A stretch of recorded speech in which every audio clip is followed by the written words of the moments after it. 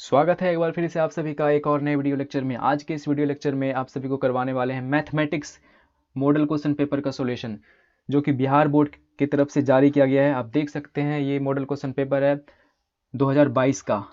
तो ठीक है, बने रहिए आप मेरे साथ इस वीडियो में। वीडियो के लास्ट तक आपके लिए वीडियो काफ़ी इंपॉर्टेंट होने वाला है। तो चलिए स्टार्ट करते हैं पहले क्वेश्चन से।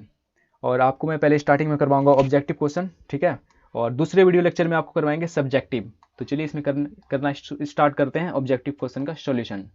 तो देखिए पहला क्वेश्चन आपके सामने ये रहा आपके स्क्रीन पर। निम्नलिखित में कौन सी सबसे छोटी संयुक्त संख्या है? आपको बताना है इन चारों में से सबसे छोटी संयुक्त संख्या कौन सी है। संयुक्त संख्या का मतलब होता है भाज्य संख्या, ठीक है।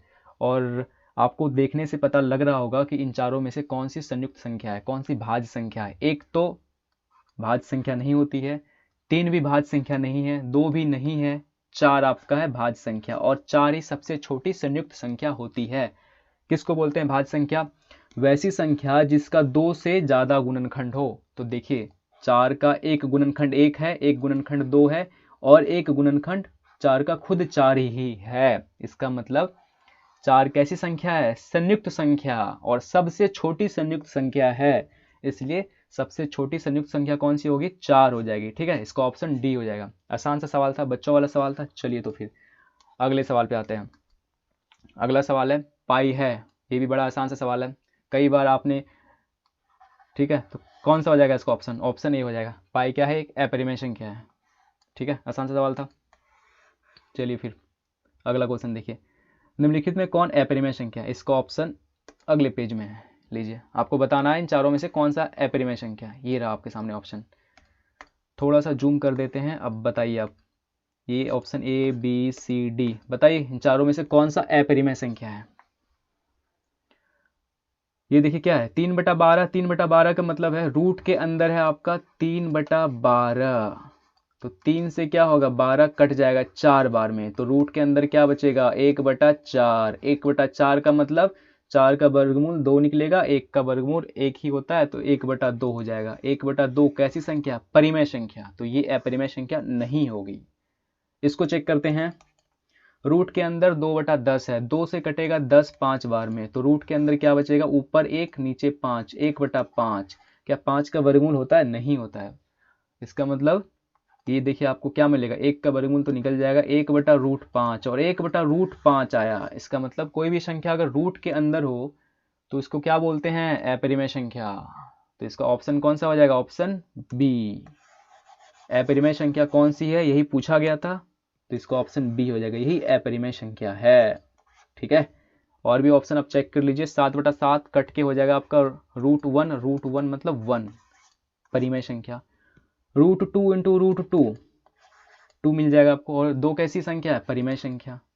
तो ये भी परिमेय संख्या, ये भी परिमेय संख्या, ये भी परिमेय संख्या। और पूछा क्या गया था? अपरिमेय संख्या। तो √2/10 अपरिमेय संख्या, ऑप्शन बी। आसान से सवाल था, थोड़ा सा बस आपको दिमाग अपना दौड़ाना था।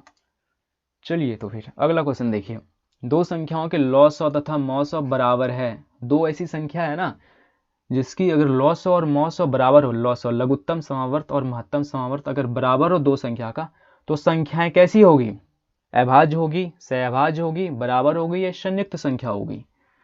तो अब थोड़ा सा दिमाग लगाइए कि अगर दो संख्या है जिसका मॉस और लॉस और महत्तम और लघुत्तम बराबर हो, तो संख्या कैसी होगी? वो संख्या बराबर होगी। कैसी संख्या होगी? बराबर होगी। खुद चेक कर लीजिए। दो अभाज्य संख्या लेके देखिए। दो अभाज्य संख्या लेते हैं, एक 7 लेते हैं, एक ले लेते हैं 11। तो 7 और 11 का महत्तम क्या निकल के आएगा? 1 निकलेगा। लघुत्तम क्या निकलेगा? 11 7 77 निकल जाएगा। क्या लघुत्तम महत्तम बराबर आया? नहीं आया। सहअभाज्य संख्या का मतलब है जिसका महत्तम 1 होता है। तो दो सहअभाज्य संख्या लेते हैं, 7 और 11 भी सहअभाज्य संख्या ही है, ठीक है। तो दो ऐसी संख्या जिसका मॉस और लॉस बराबर होगा ना, तो दोनों संख्या बराबर होगा। कोई भी दो बराबर संख्या ले लीजिए, 7 और 7 ही लीजिए। 7 और 7 का महत्तम क्या होगा? 7 हो जाएगा। लघुत्तम क्या होगा? 7 होगा, ठीक है। इसका ऑप्शन कौन सा हो जाएगा? इसका ऑप्शन बी, बराबर। दो संख्याओं के लॉस तथा मॉस बराबर हैं तो संख्या कैसी होगी? बराबर होगी। समझ में आ गया? चलिए फिर अगला देखिए। अगला भी बड़ा प्यारा सा सवाल है। 0.29 के ऊपर बार है। और इसको किस रूप में लिखने बोल रहा है, p बटा q के रूप में है, मतलब भिन्न के रूप में लिखने बोल रहा है इसको। तो 0.29 के ऊपर बार है तो इसको p बाई क्यू के रूप में इसका कैसा होगा, तो इसको कैसे लिखेंगे ध्यान से समझिए। जितने संख्या के ऊपर बार लगा होता है ना उतना नीचे 9 लिख देते हैं। तो देखिए 0.29 के ऊपर बार है, ठीक है, तो 229 लिख के और 9 लिख देंगे, तो इसका ऑप्शन कौन सा हो जाएगा, डी हो जाएगा। ठीक है, समझ में आया। ऐसा सवाल आएगा तो कर देंगे आप, बड़े आराम से कर देंगे। चलिए अगला देखिए, 1 माइनस साइन स्क्वायर थीटा क्या हो जाएगा, बड़ा बच्चों वाला सवाल है ये भी। 1 minus sine square theta, sine square theta sorry 60 degree है यहाँ पर, तो साइन 60 का मान रखेंगे। क्या होता है साइन 60 का मान, पता आपको होगा ही, साइन 60 का मान होता है √3/2 और साइन पे स्क्वायर है तो इसके ऊपर भी क्या हो जाएगा, स्क्वायर हो जाएगा। सॉल्व करेंगे इसको, 1 माइनस √3 और 2 के ऊपर स्क्वायर है तो √3 गुना √3, 3 2 दूनी 4, 1 माइनस 3/4 तो आपका यहाँ पर हो जाएगा 4 माइनस 3/4, 4 में 3 घटेगा 1/4 हो जाएगा इसका। आसान सा सवाल था, बच्चों वाला सवाल था। चलिए फिर अगला क्वेश्चन देखिए, अगला अगला अगला ये रहा अगला क्वेश्चन, क्वेश्चन नंबर 7 देखिए, निम्नलिखित में किसका दशमलव प्रसार शांत है। अच्छा, दशमलव प्रसार बताना है किसका शांत है, तो इसके लिए आपको पता होना चाहिए कोई भी अगर भिन्न हो, कोई भी अगर भिन्न लिखा हो तो उसका दशमलव प्रसार शांत होगा कि अशांत होगा, कैसे पता करना है, आपको पता करना है उसके हरों के गुणनखंड को कर। जैसे यहाँ पर क्या है 7/40 है, तो 7/40 में हर क्या है, यहाँ पर 40 है, 40 का करना है गुणनखंड। तो जब आप 40 का गुणनखंड करेंगे तो क्या क्या मिलेगा, 2 से 20, 2 से 10, 2 से 5, तो 40 के गुणनखंड में क्या आया, 2 2 2 आया और एक 5 आया। तो जिसके गुणनखंड में 2 आए, 5 आए या ओनली 2 आए या ओनली 5 आए तो उसका दशमलव प्रसार शांत होता है। ठीक है, आया समझ में। तो किसका दशमलव प्रसार शांत हो जाएगा, 7/40 का, ऑप्शन ए हो जाएगा। जिसके हरों के गुणनखंड में 2 और 5 के अलावा कोई दूसरी संख्या आ जाए उसका दशमलव प्रसार अशांत होगा। जैसे यहाँ पर 21 का गुणनखंड कीजिए, 21 के गुणनखंड में क्या आएगा, 7 और 3 और 7 आ जाएगा, ना तो इसमें 2 है ना तो 5 है, 7 और 3 है, इसका दशमलव प्रसार अशांत। 121 के हरों के गुणनखंड में, 121 के गुणनखंड में आपका आएगा 11 गुना 11, तो इसका दशमलव प्रसार अशांत होगा। 196 के भी गुणनखंड में आप चेक करके देखिए क्या आने वाला है, चेक कर लेना आप खुद से, देखना 2 और 5 के अलावा भी, 5 तो इसमें आएगा नहीं आएगा, 196 के गुणनखंड में 5 नहीं आने वाला है। 5 उसी के गुणनखंड में आता है जिसमें लास्ट में 0 हो, तो 196 है, लास्ट में 5 0 नहीं है तो इसके गुणनखंड में 5 नहीं आएगा, 2 तो आएगा, 2 के अलावा कोई दूसरा संख्या आ जाएगा तो इसलिए इसका दशमलव प्रसार अशांत होगा। समझ में आया ये सवाल, काफी इंपॉर्टेंट है, पूछा ही जाता है कि किसका दशमलव प्रसार शांत है किसका अशांत है। तो जिसके हरों के गुणनखंड में 2 और 5 आए या सिर्फ 2 आए या सिर्फ 5 आए तो उसका दशमलव प्रसार शांत होता है। 2 और 5 के अलावा मान लीजिए ऐसा आ जाए 2 गुना 5 गुना 7 तो इसका दशमलव प्रसार शांत नहीं होगा। ठीक है, उम्मीद है कि समझ में आया होगा। चलिए तो फिर अगला देखिए, निम्नलिखित में किसका दशमलव प्रसार अशांत है। अच्छा, अब बताना है आपको कि दशमलव प्रसार किसका अशांत है। अभी मैंने क्या बताया, जिसके हरों के गुणनखंड में 2 और 5 के अलावा और कोई संख्या आ जाए तो उसका दशमलव प्रसार अशांत होगा। यहाँ पर देखिए 5/8 है, हर क्या है यहाँ पर 8 है, 8 का जब हम गुणनखंड करेंगे 2 पर पावर 3 मिलेगा। और मैंने अभी आपको बताया कि जिसके गुणनखंड में सिर्फ अगर 2 भी आ जाए ना तो उसका दशमलव प्रसार शांत होगा। लेकिन यहाँ पूछा क्या है, किसका अशांत है, तो 5/8 का दशमलव प्रसार शांत होगा, तो ये ऑप्शन नहीं होगा। 6/15 चेक कीजिए, 6/15, 15 का गुणनखंड करते हैं, 15 का गुणनखंड में क्या आएगा, 3 गुना 5 आएगा और 3 से कट जाएगा 6 2 बार में, तो भिन्न क्या बचा 2/5। देखिए यहाँ हर में क्या है 5 है, इसका मतलब इसका दशमलव प्रसार भी शांत होगा, तो ये ऑप्शन भी नहीं होगा। 512, जब 512 का गुणनखंड करेंगे ना तो इसके गुणनखंड में बस 2 आएगा, इसका मतलब इसका भी दशमलव प्रसार शांत होगा, तो ये ऑप्शन नहीं होगा। पूछा अशांत पूछा है ना, तो 31/343, जब हम 343 का गुणनखंड करेंगे तो यहाँ मिलेगा 7 गुना 7 गुना 7, इसका मतलब इसमें ना तो 2 है ना तो 5 है, ओनली 7 है। इसका मतलब इसका दशमलव प्रसार शांत होगा, तो इसका ऑप्शन डी हो जाएगा। ठीक है, चलिए तो फिर नेक्स्ट अगला है आपका 400 के अभाज्य गुणनखंड में 5 का घातांक। 400 का अभाज्य गुणनखंड करेंगे ना तो 5 का घातांक क्या आएगा, मतलब 5 कितनी बार आएगा। चलिए तो फिर करके देख लेते हैं कितनी बार आता है 5 400 के अभाज्य गुणनखंड में। 2 से देंगे 200 में 100 बार में, 2 से देंगे 100 को 50 बार में, 2 से 50 को 25 बार में, फिर 5 25, 2 बार आया 5। कितनी बार आया 5, 2 बार, 5 25 लास्ट में 5 आया 2 बार। इसका मतलब 5 गुना 5 मतलब 5 का पावर 2। और यहाँ यही पूछा है कि 5 का घातांक, तो 5 का घातांक कितना आ गया यहाँ पर 2, तो ऑप्शन ए हो जाएगा। ये भी बड़ा आसान सा सवाल था। तो चलिए अगला सवाल देखते हैं। सवाल नंबर 10, यदि 130 बराबर 15 गुना 8 गुना 10 तथा 130 और 15 का मौसौ बराबर है मौसौ x और y के, तो x और y का मान क्या होगा। चलिए देखिए, इस सवाल में ऐसा पूछा गया है कि 130 और 15 का मौसौ जितना आएगा उतना ही मौसौ x और y का भी आएगा। ठीक है, x और y का मौसौ बराबर है 130 और 15 के मौसौ के, तो x और y का मान क्या होगा। तो सबसे पहले यहाँ पर ये पता कीजिए कि 130 और 15 का महत्तम कितना निकलता है। जब आप 130 और 15 का महत्तम निकालेंगे तो आप देख लीजिए कि 15 आएगा, 15 से 15 में तो भाग लगेगा, लेकिन 130 में 15 से भाग लगेगा नहीं लगेगा। 15 नमा 35 से हो जाएगा आपका, या 15 ढंग 150, नहीं 15 से नहीं, तो 15 इसका महत्तम नहीं आएगा। 130 और 15 का महत्तम 15 नहीं आएगा। 10 इसका महत्तम आएगा, 10 से 130 में तो भाग लगेगा लेकिन 15 में नहीं लगेगा, इसका महत्तम 10 भी नहीं आएगा। इसका मतलब इसका महत्तम 5 आएगा।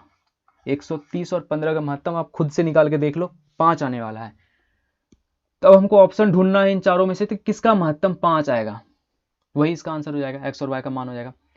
तो 5 और 10 का महत्तम क्या निकल जाएगा, हाँ 5 और 10 का ही महत्तम 5 आएगा। इसका मतलब एक्स और वाई का मान क्या आ जाएगा, 15 और 10। ठीक है, 15 और 8 का महत्तम 5 नहीं आएगा, 8 और 10 का महत्तम 5 नहीं आएगा, 130 और 8 का महत्तम 5 नहीं आएगा। हाँ एक यही ए ऑप्शन हो जाएगा इसका, 15 और 10 ही है जिसका महत्तम 5 निकलेगा।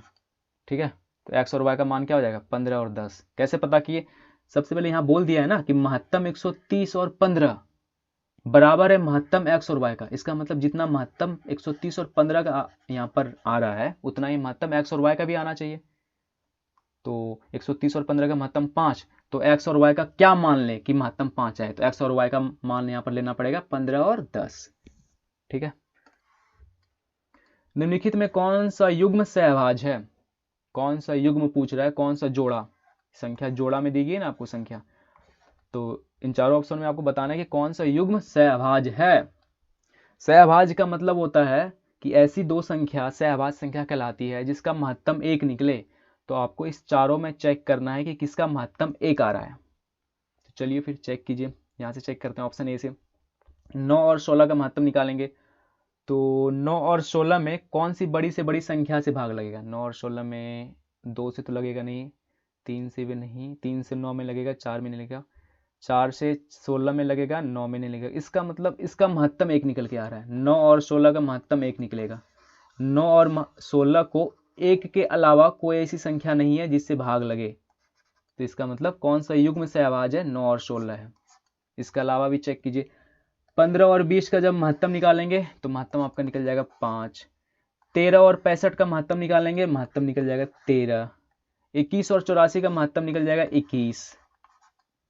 तो जिसका महत्तम 1 आए उसको बोलते हैं सहभाज। तो 9 और 16 हो जाएगा आपका सहभाज। ठीक है, आसान सा सवाल था ये भी। चलिए तो फिर अगला देखिए, अगला है आपका सवाल नंबर 13। रैखिक बहुपदों के शून्यकों की संख्या होती है। रैखिक बहुपद किसको बोलते हैं, रैखिक बहुपद जिसका घात 1 हो। जैसे कि मान लीजिए 5x + 7, ये कैसा बहुपद है, रैखिक बहुपद है।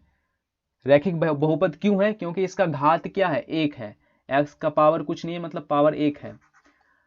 तो जिस बहुपद का घात 1 हो उसको बोलते हैं रैखिक बहुपद, और रैखिक बहुपद में शून्यकों की संख्या 1 होगा। बहुपदों का जितना घात उतना उसका शून्यक। द्विघात बहुपद, द्विघात बहुपद में घात 2 होता है, तो द्विघात बहुपदों में शून्यकों की संख्या 2, रैखिक का शून्यकों की संख्या 1, त्रिघात बहुपदों में शून्यकों की संख्या 3।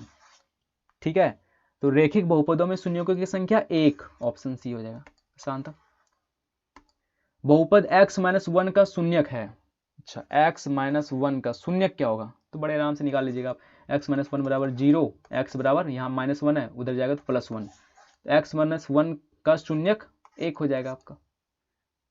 आसान आसान सवाल है, और इसी टाइप का सवाल पूछा भी जाएगा आपको। ठीक है, थोड़ा सा घुमाया रहेगा, लेकिन इसी टाइप का मान के चलिए इसी टाइप का सवाल पूछा जाएगा। तो देख सकते हैं आपके कितना इजी सवाल है, तो इसलिए आपको परेशान नहीं होना है, इसी टाइप का सवाल आपसे पूछा जाना है।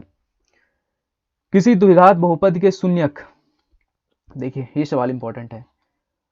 एक द्विघात बहुपद है जिसका शून्यक दिया गया है, शून्यक मतलब उसका x का मान दिया गया है, उसका हल दिया गया है। द्विघात बहुपद का कितना हल निकल के आएगा, 2 हल होगा। ठीक है, और वही दोनों हल यहाँ पर दिया गया है।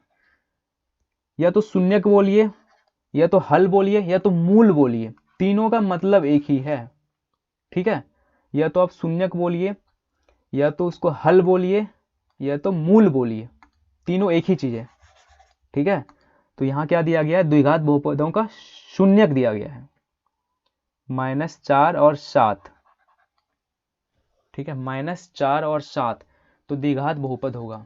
तो देखिए इसके लिए क्या करेंगे हम, इसके लिए आपको एक फार्मूला याद रखना है कि जब शून्यक दिया रहे तो एक फार्मूला होता है x² minus alpha plus beta plus alpha into beta, sorry यहाँ पर x आएगा।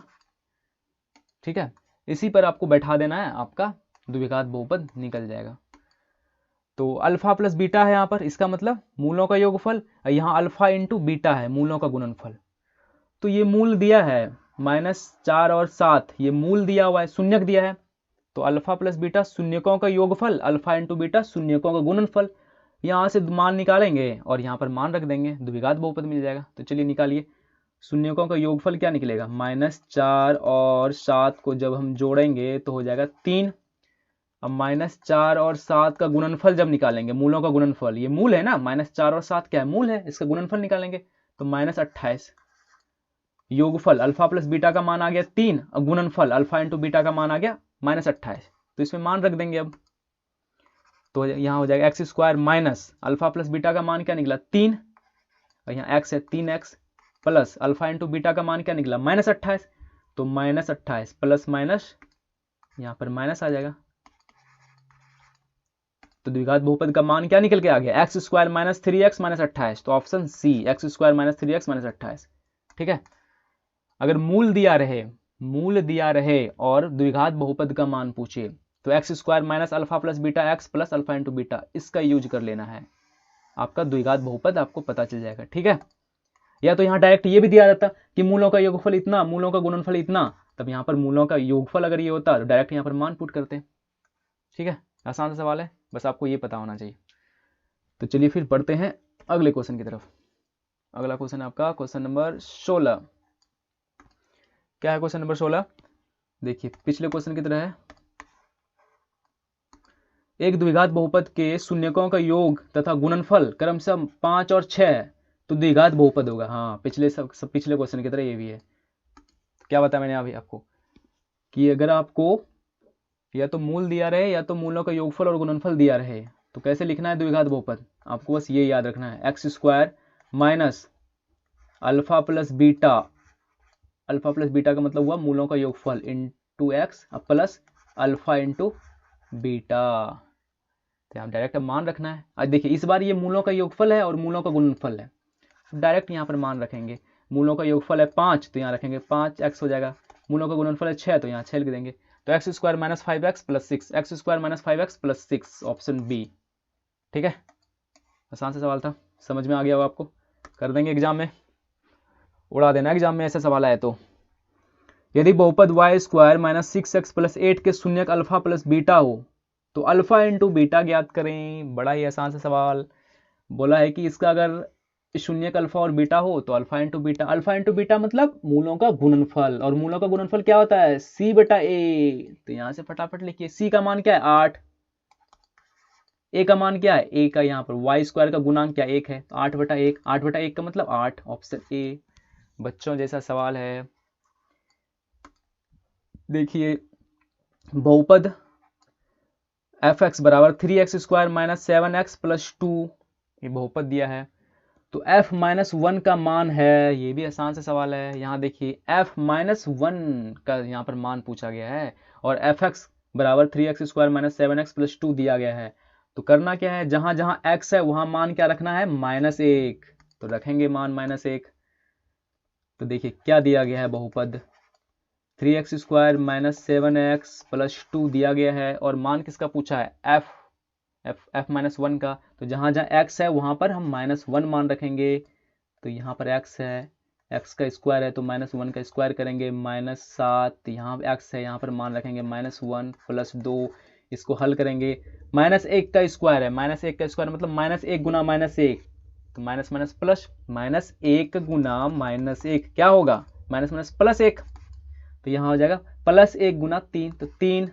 हाँ यहाँ देखिए -7 गुना -1 तो माइनस माइनस +7, अब +2, 7 3 10 2 12, क्या मान निकल गया? 12, ऑप्शन बी। आसान सा सवाल था, और इसी टाइप का सवाल 2021 में पूछा गया था, इस बार भी पूछा जाएगा। जितना भी सवाल इसमें मॉडल क्वेश्चन पेपर में जितना भी सवाल दिया गया है, ये बिहार बोर्ड की तरफ से जारी किया गया है ना, इसका मतलब आपको ये संकेत दे रहा है कि इसी टाइप का सवाल पूछा जाएगा। तो आप देख सकते हैं कितना आसान आसान सवाल पूछा जाना है आपको। ठीक है, चलिए आप लोग तैयार हो जाइए एकदम। 19 नंबर देखिए, 19 नंबर देखिए क्या सवाल है। 19 नंबर है आपका, x² माइनस 3 के शून्यक हैं। कैसे निकालना है आपको शून्यक? x² माइनस 3 का शून्यक निकालना है। क्या करेंगे, इसको पहले बराबर 0 कर लीजिए। तो x² बराबर क्या होगा? x² माइनस चिन्ह उधर लेके जाएंगे तो क्या हो जाएगा? +3, और x² को बराबर के उस तरफ भेजेंगे, जब स्क्वायर उधर भेजते हैं तो क्या होता है? प्लस माइनस √3 हो जाएगा। तो x का एक शून्यक हो गया आपका प्लस का √3 और एक -√3, तो +√3 -√3 कौन से ऑप्शन में है? +√3, ऑप्शन बी। आसान सा सवाल। चलिए 20, क्वेश्चन नंबर 20 देखिए क्या है। क्वेश्चन नंबर 20,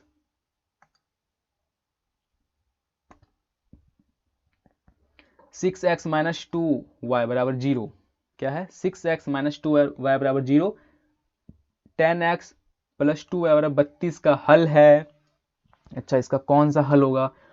तो देखिए आपको एक तरीका बताते हैं, बिना इसको विलोपन विधि कोई विधि ऐसे डायरेक्ट करना है, ऑप्शन से देखना है, चेक करना है इसको। यहाँ पर x और y का मान रख के देखिए क्या 0 आ रहा है, इसको इस मान को रखने से। तो इसको यहाँ पर रखेंगे 6 जाके 36 माइनस 6 दूनी 12, 36 में 12 घटेगा क्या 0 आएगा? नहीं आएगा, तो ये मान नहीं होगा।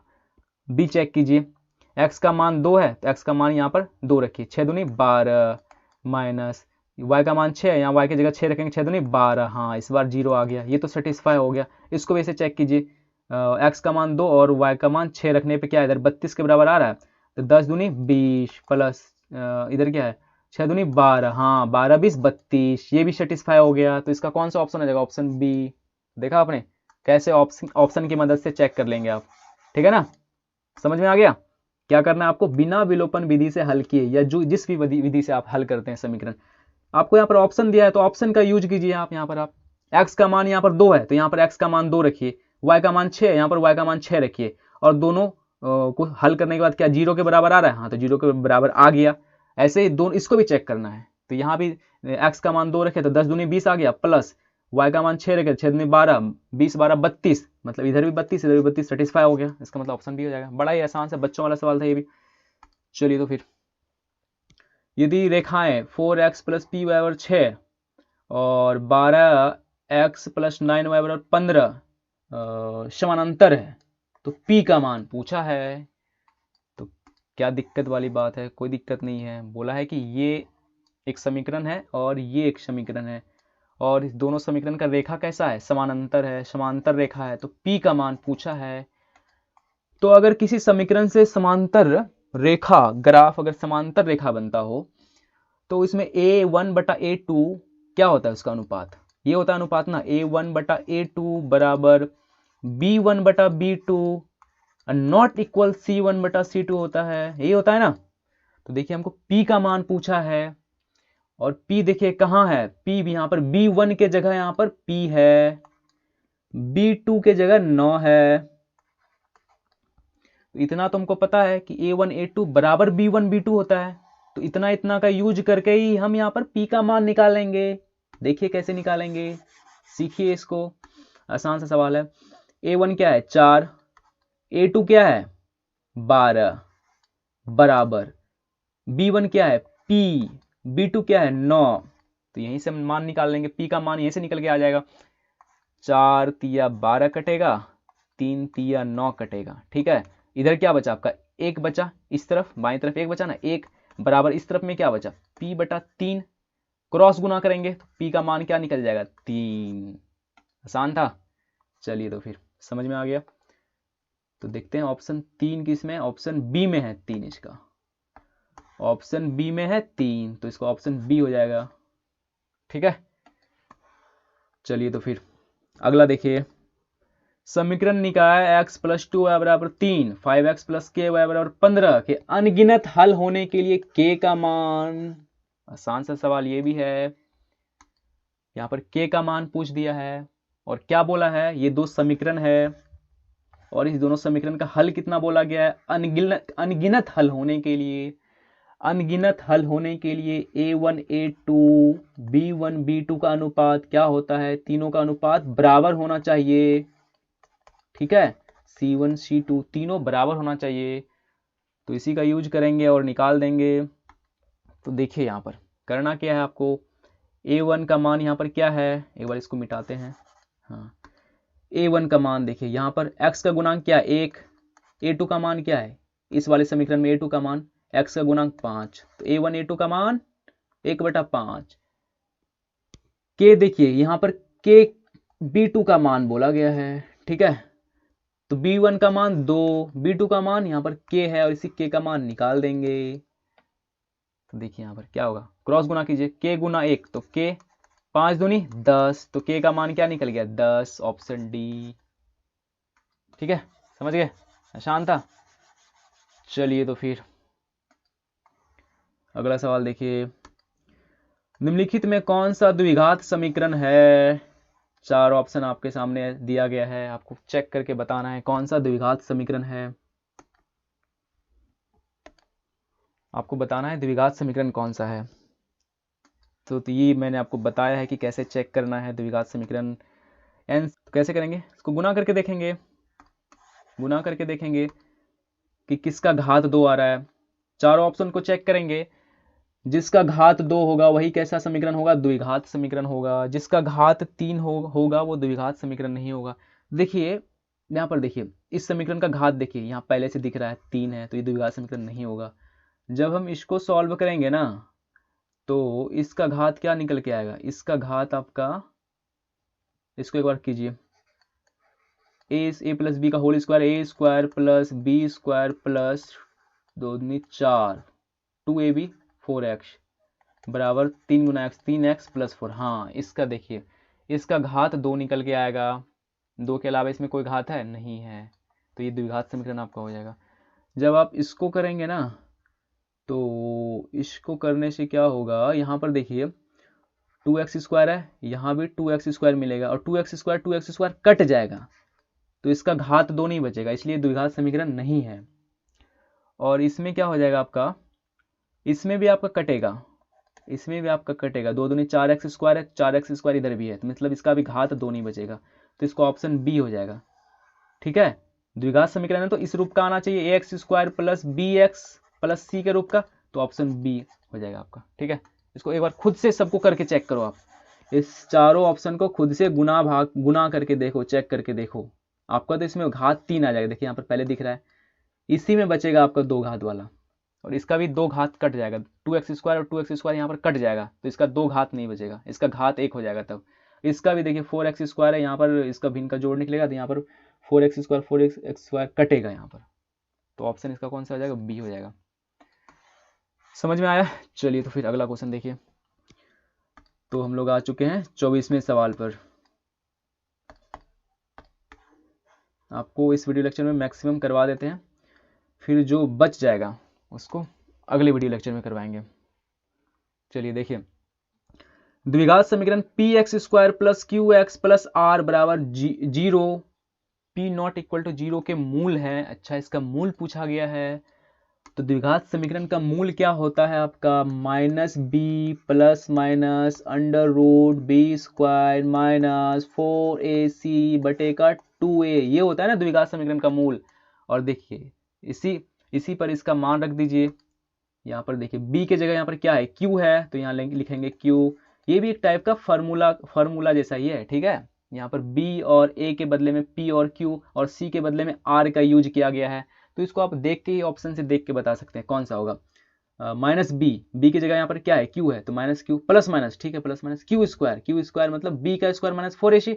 बी के जगह पर यहाँ पे क्या है? क्यू है, तो क्यू स्क्वायर माइनस 4। ए क्या है? पी है, तो यहाँ पर पी है। सी क्या है? आर है, ठीक है, बटा 2a। ए क्या है? यहाँ पर पी है, 2p। हाँ, ये हो जाएगा आपका, ठीक है। फॉर्मूला ये डायरेक्ट दिया है इसका, बस यहाँ पर ए बी सी के बदले पी क्यू आर का यूज कर लिया है कंफ्यूज करने के लिए, ठीक है। समझ में आ गया? ऑप्शन बी हो जाएगा इसका, ऑप्शन बी। ये नहीं होगा, ये नहीं होगा, ये नहीं होगा। और क्यों नहीं होगा खुद से एक बार आप देख लो ध्यान से, क्यों नहीं होगा, दिमाग लगा के थोड़ा सा, ज़्यादा समझ में आएगा। पूछा गया है द्विघात समीकरण इतना के मूलों की प्रकृति। अच्छा, मूलों की प्रकृति पूछा गया है। और मूलों की प्रकृति कैसे हम चेक करते हैं? डी का मान चेक निकालते हैं, डी निकालते हैं। डी क्या होता है आपका? P square minus 4ac। इसी से पता चल जाएगा कि द्विघात समीकरणों का मूलों की प्रकृति कैसी होगी। तो चलिए चेक कीजिए। बी का मान यहाँ पर क्या है? 6 है, 6 का स्क्वायर माइनस 4। ए क्या है यहाँ पर? ए देखिए क्या है? 6 है, इंटू सी क्या है? 1 है। 6 के 36 माइनस 6 के 24 गुना 1 तो 24। 36 में जब 24 घटेगा तो क्या होगा आपका? 12 आएगा। इसका मतलब डी का मान क्या निकल के आ गया? 0 से बड़ा। डी का मान निकल गया 0 से बड़ा। डी का मान क्या निकला? 12। 12 क्या है? 0 से बड़ा है। अगर डी का मान 0 से बड़ा होता है तो मूल कैसा होता है? वास्तविक और असमान मूल। डी का मान अगर 0 से बड़ा निकल के आए तो मूल कैसा होता है? वास्तविक और असमान मूल। दो मूल निकलेगा और दोनों अलग अलग होगा, ठीक है। तो मूलों की प्रकृति इसका क्या हो जाएगा? वास्तविक और असमान मूल। और मूलों की प्रकृति कैसे चेक करते हैं? डी निकाल के। और डी क्या होता है? B square minus 4ac। और डी को ही क्या बोलते हैं? विविध कर। डी को ही क्या बोलते हैं? विविध कर। तो इसको आपको याद रखना है, विविध कर। चलिए अगला देखिए, समीकरण 3x स्क्वायर माइनस 18 प्लस 6 बराबर 0 के मूलों का योग है। अच्छा, मूलों का योग पूछा है, बच्चों वाला सवाल है। मूलों का योग क्या होता है? माइनस बी बाय, बी का मान क्या है? माइनस 18। तो माइनस तो इस फार्मूले में पहले से है, और माइनस 18। और ए क्या है यहाँ पर? 3 है। तो ऊपर हो जाएगा आपका माइनस माइनस प्लस 18, नीचे 3 है। 3 से 18 कटेगा 6 बार में, तो मूलों का योगफल आपका हो जाएगा 6। Option D. आसान सवाल था, ठीक है। अगला सवाल देखिए, सवाल नंबर 27। तो आप देख सकते हैं कि कितना इजी सवाल पूछा जाना है आपको। द्विघात समीकरण A X square plus B X plus C बराबर 0 के मूल एक दूसरे के व्युत्क्रम होंगे। अच्छा, बोला गया कि एक द्विघात समीकरण है, इसका मूल जो है एक दूसरे के व्युत्क्रम होंगे यदि। अच्छा, देखिए ये थोड़ा सा इंपॉर्टेंट सवाल है, थोड़ा सा ट्रिकी सवाल है ये। अगर बोला है कि दो मूल जो है ना व्युत्क्रम होगा, व्युत्क्रम का देखिए मतलब समझिए। व्युत्क्रम का मतलब है कि जैसे एक मूल अगर 2 हो तो इसका व्युत्क्रम मतलब उल्टा 1/2, ठीक है। अगर मूल व्युत्क्रम होगा, कब मूल व्युत्क्रम होगा? जब, कौन सा ऑप्शन देखिए इसमें बताते हैं आपको क्या होगा। दोनों मूल का गुणनफल निकालिए। मूलों का गुणनफल क्या होता है? सी बाय, क्या होता है? सी बाय। 2 से 2 कटेगा, क्या बचा? 1 बराबर सी बाय ए। क्रॉस गुना कर दीजिए, तो ए बराबर क्या निकल के आएगा? सी। इसका मतलब यहां से आपको यह समझना है कि किसी भी द्विघात समीकरण का मूल व्युत्क्रम होगा। कब व्युत्क्रम होगा? जब सी बराबर ए होगा। ये रिजल्ट आपको याद रखना है, ठीक है। ये रिजल्ट आपको याद रख लेना है। दो मूल एक दूसरे के व्युत्क्रम होंगे। कब व्युत्क्रम होंगे? जब सी ए के बराबर हो जाएगा, ठीक है। यहाँ आपने देख लिया, मूलों का गुणनफल निकाल दिए, और मूलों का गुणनफल क्या होता है, c/a। तो यहाँ ये दोनों मूल 2 से 2 कटा, बचा 1, क्रॉस गुना कर दिए, a बराबर c निकल के आ गया। समझ में आया ये? हाँ, ये थोड़ा सा इंपॉर्टेंट सवाल था, ये थोड़ा सा डीपली सवाल था, थोड़ा सा हल्का सा डीपली सवाल था, और ये रिजल्ट आपको याद रख लेना है। तो ऑप्शन बी हो जाएगा इसका। क्या हो जाएगा इसका? Option B. जब c a के बराबर हो जाएगा ना, जब ये जो c है, c का मान a के बराबर होगा ना, तो इसका मूल कैसा होगा? व्युत्क्रम होगा। व्युत्क्रम का मतलब एक मूल 3 है तो दूसरा मूल 1/3 निकल के आएगा। अगर एक मूल 5 निकलेगा तो दूसरा मूल 1/5 निकल के आएगा। ये होता है व्युत्क्रम। समझ में आया? चलिए तो फिर अगला देखिए, सवाल नंबर 28। इसके साथ द्विघात समीकरण और बहुपद वाला अब क्वेश्चन खत्म हो गया। अब आ गया समांतर श्रेणी। क्या पूछा है इसका? समांतर श्रेणी इतना का 15वां पद होगा। अच्छा, इसका कौन सा पद पूछा है? 15वां पद पूछा है। कैसे निकालते हैं पद समांतर श्रेणी में? a15 पूछा गया है।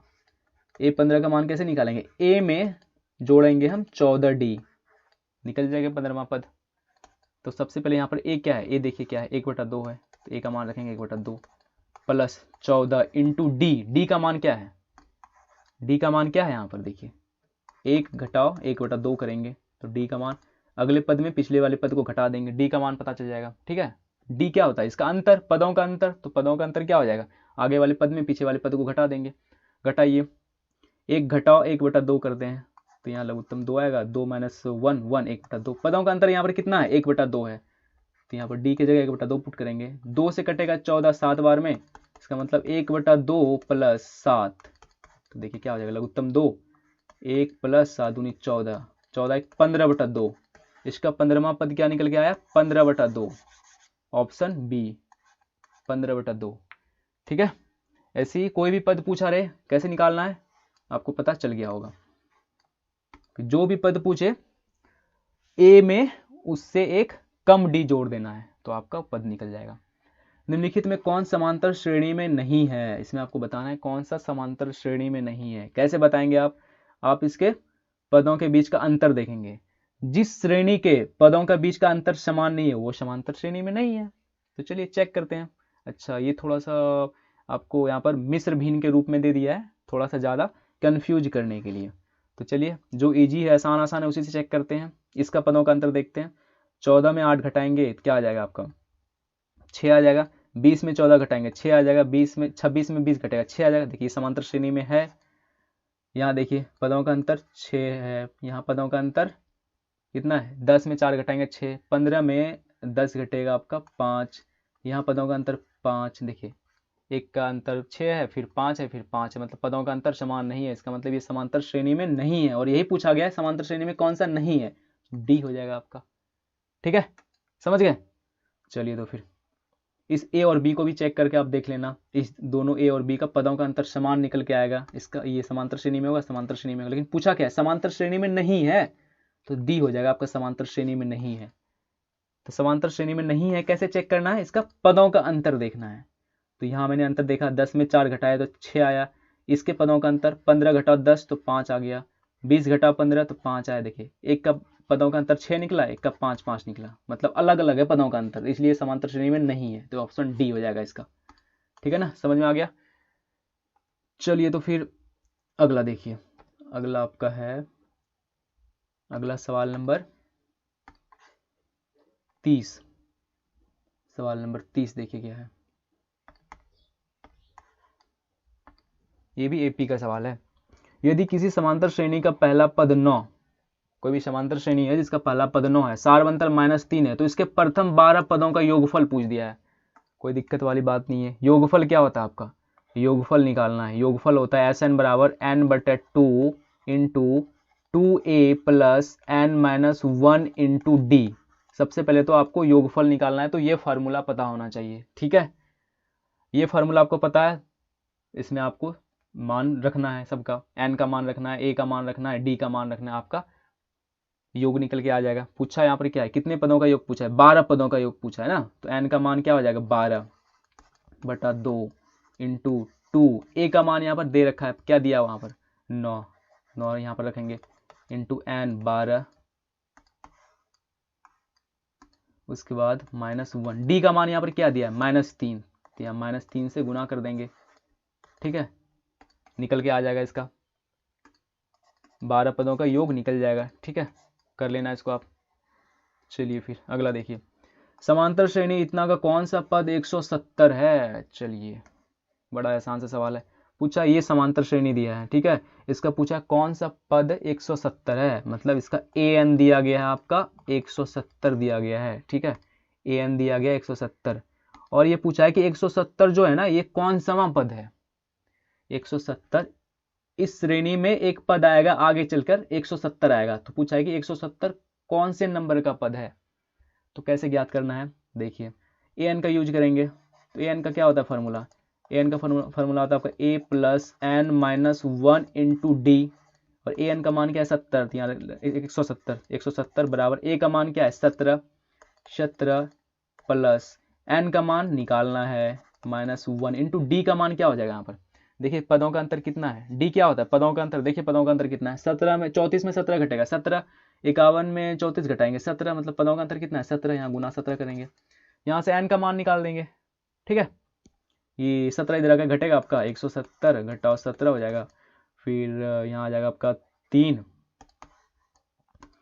फिर यहाँ आ जाएगा आपका 3, और यहाँ बचेगा आपका 6 में गया 5 153, फिर इधर क्या है आपका 17 है, गुना में है, इधर आके भाग में हो जाएगा, तो 17 से 153 कितने बार में कटेगा 9 बार में, ठीक है, तो आपका बच जाएगा n माइनस 1 बराबर 9, n का मान हो जाएगा 9 प्लस 1 बराबर 10, ठीक है, तो कौन सा पद है 10वां पद है, कौन सा पद है 10वां पद है, ठीक है, बड़े आराम से निकाल लेंगे आप। अगला देखिए, समांतर श्रेणी 51 48 45 और .6 में पदों की संख्या कितनी है। अच्छा यहाँ तक देखिए 51 से और इसको आगे यहाँ आगे तक यहाँ पर 6 तक लिखा गया है, और पूछा है कि 51 से 6 तक पदों की संख्या कितनी है, तो ये भी निकाल देंगे, पदों की संख्या पूछा गया है। अंतिम पद क्या दिया है 6 दिया है, पहला पद क्या है 51 है, पदों का अंतर देखिए कितना का है, पदों का अंतर देखिए अगले पद में पिछला पद घटाएंगे 48 घटाओ 51 करेंगे तो क्या हो जाएगा डी का मान -3, एन यहाँ पर क्या है एन ही निकालना है, एन ही निकालना है, अंतिम पद दिया गया है इसका ए एन का मान दिया गया है 6, ए एन का फॉर्मूला का यूज करेंगे जो पिछले क्वेश्चन में किए, ठीक है, कर लेना इसको, करके देखना, खुद से करके देखो, और कमेंट बॉक्स में आंसर कमेंट करो कि क्या आंसर निकल गया है इसका, ठीक है, सारा सवाल आसान है एपी का, और एपी का इसी टाइप का सवाल आपसे पूछा जाना है, तो सारा सवाल प्रैक्टिस करो, ठीक है ना। चलिए अगला देखते हैं, अगला सवाल क्या है आपका, अगला सवाल है, हाँ ये भी एपी का सवाल है, और ये लास्ट एपी का सवाल है, इस सवाल को करवाते हैं, उसके बाद जो जितना रह गया अब वो कल के वीडियो लेक्चर में करवाएंगे। अब देखिए त्रिभुज का सवाल आ गया, ये आपका समकोण त्रिभुज है और tan a, अच्छा ये त्रिकोणमिति का सवाल आ गया ये आपका, तो ये कल करवाएंगे आपको, आज आपको ये लास्ट सवाल करवाते हैं, इसके बाद इस वीडियो को यहीं एंड करेंगे।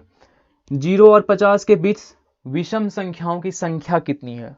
अच्छा क्या सवाल क्या है, 0 और 50 के बीच में कितनी विषम संख्या है, कितनी विषम संख्या होगी। 0 और 50 के बीच में आपको ये पता होना चाहिए कि 0 और 50 के बीच में विषम संख्या आपका हो जाएगा 25 हो जाएगा, ठीक है, 25 सम संख्या और 25 विषम संख्या। नहीं समझ में आया तो आप इसको निकाल भी सकते हैं, देखिए कैसे निकालेंगे, यहाँ भी एक एपी बन जाएगा, देखिए 0 के बाद कौन सी संख्या आएगी आपकी 1 के बाद अगला विषम संख्या 2 तो सम है, अगला विषम संख्या 3 के बाद 4 आएगा, 4 तो सम संख्या, अगला विषम संख्या 5 के बाद 6 आएगा, 6 सम संख्या है, विषम संख्या 7, तो देखिए एक एपी बन रहा है। और अंतिम पद क्या हो जाएगा, 50 के पहले विषम संख्या 49, अंतिम पद आपका 49 है।